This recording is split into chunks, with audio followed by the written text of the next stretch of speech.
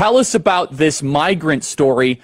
This is old-fashioned journalism. You were just in town for America Fest.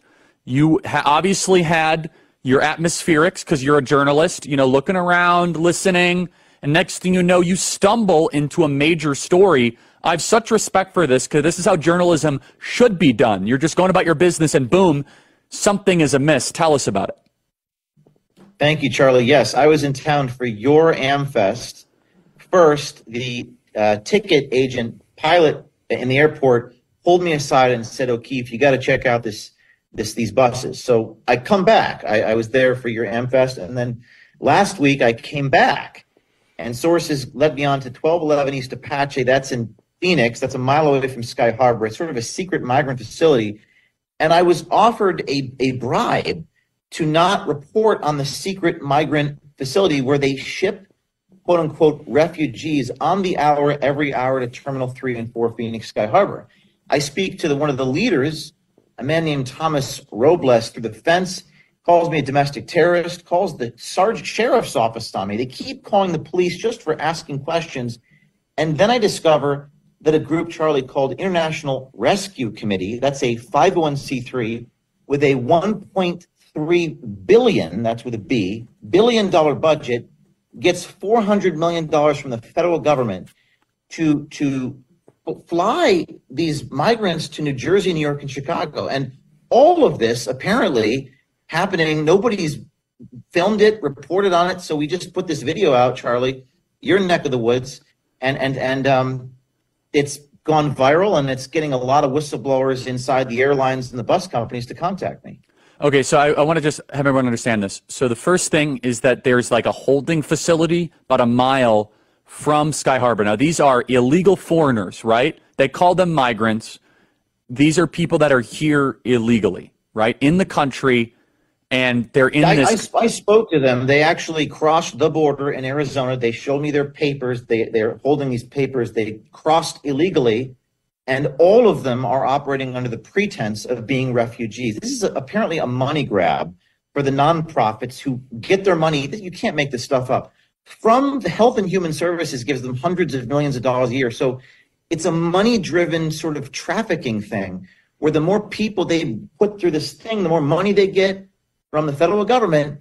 And Charlie, these illegal immigrants are then bussed on the hour to Terminal 4 where they get off the bus. They're given airplane tickets.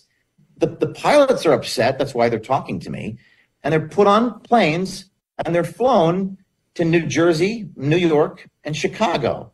And I spoke to these people. I spoke in Spanish to some of them, and they said, oh, they're voting for Joe Biden. I mean, I don't even know where to begin except to say that this is probably, I'm just scratching the surface. There's probably something more sinister going on. I was talking to your producer here. I think it's at least a money grab. So if you go to, this is a huge racket. And by the way, Speaker Johnson has been such a disappointment. These people are not holding this accountable. The rescue.org, you guys could check it out. Quote, seeking asylum in the United States is legal. Even during a pandemic, people travel to the southern border of the United States to seek refuge, including from political turmoil. Oh, political turmoil is refugee status? Well, then the whole country is a refugee. Rampant violence in Central America. Have you been to Chicago lately? While the Trump administration policies have left behind a broken asylum system, Joe Biden can take bold action to create a safe, orderly, and fair system. Let's play cut 40. ¿Estás pensando en votar en las elecciones en Estados Unidos? Sí. Sí. ¿Qué? ¿Biden o Trump? Biden, porque nos están dando oportunidad, Biden. Sí. Biden, ¿estás pensado en votar en noviembre?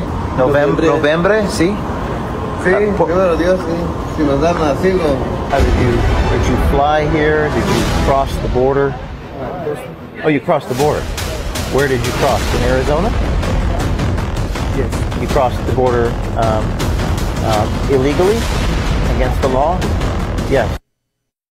James, walk us through what's going on there. These people are admitting, yeah, I illegally, I broke the law. Now they're in the interior. They get a piece of paper for a court date in 3 years. And these are your new fellow Americans, everybody. Yeah, you saw a man from Guinea there and you saw a man from Guatemala, and they had those documents. They just crossed the border, went through the fence, crossed illegally, and they get these asylum papers. And they came from 1211. I think it's important for me to give the address. This is a public facility. It's an Ann Ott former school converted into a holding location for human beings. 1211 East Apache gives them blankets. American Red Cross is involved, and then bust them. So those guys you just saw, they walked off of a bus that I followed to the airport, and they're just doing what they're doing. But people are shuffling them to the airport. They're getting on airplanes. And they're being shipped to New Jersey and New York and Chicago. And it's happening all day, every day, on the hour at 3 or 4 a.m. There's probably about 100 of these people that come to the airport, and then every hour about a dozen get off of the bus. And Charlie, we have more video that we're going to be releasing. This is like something out of a movie. The buses, as we were driving to the airport, were swerving to try to evade us. And at one point, the bus actually tried to smash into my car to prevent me from filming. And that's reckless driving for sure. And then when I got to the airport, they would not open the door of the bus just because I was standing about 20 feet away. So that shows me they're doing things that they're not proud of, that there's behaviors that they're ashamed of. And that tells me there's more to the story here. There's something very nefarious going on beyond just $1 billion and federal money and all this. There's something worse, and that's what I'm trying to get to the bottom of. Play cut 41, guys. This is unbelievable. This is happening in your country. Why are we putting up with this? By the way, all the local Arizona media, they're not covering this at all. Play cut 41. Are you transporting migrants to the airport, sir? Shut the door right in my face. Sir, who do you work for, sir? I work for Nuno. Nuno's your business, man. I don't got to leave anywhere. This is a sidewalk.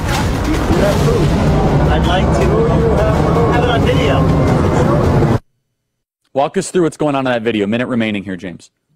That's a man named Jesus Moreno who works for this IRC, International Rescue Committee. He also attempted to bribe me. That's another part of the video. He said, "Do you want money? I'll give you money. How much are they paying you?" I don't think he actually initially knew who I was. He just knew that I was there to ask questions, and for all he knew, I was just a random person who was frustrated by what the clinic is doing. And there's another man named Thomas Robles. And Charlie, you're really versed in the political architecture of these left-wing organizations. These are kingpin people in Arizona Democratic and left-wing politics that are running and organizing this facility. I've reached out to Thomas Robles for comment. I've reached out to Jesus Moreno for comment. Charlie, they called the police on me. The sergeant showed up, and they were trying to have me arrested for standing on a public street. So I've tagged these people in the video. We're just trying to report what's going on, who's behind this, and the money involved. This is a developing story. We're breaking part 2 soon, and sources are coming to O'Keefe Media Group. Pilots, bus drivers, they're all coming to me, and I'm following up as soon as I can. Your taxpayer dollars are subsidizing the invasion, the replacement of the country.